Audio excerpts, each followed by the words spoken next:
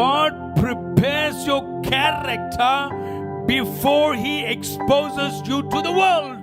He builds your character. నిన్ను బలంగా కడుతాడు.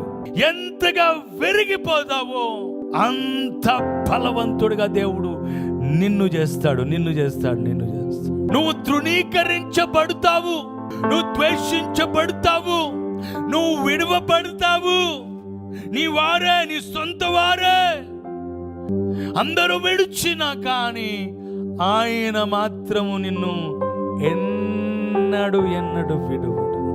నా జీవితంలో అనేక మార్లు ఆయన కృపను అనుభవించాను, ఆయన కృపలో నడుచుకున్నాను, ఆయన కృపను బట్టే ఈరోజు నిలబడ్డాను.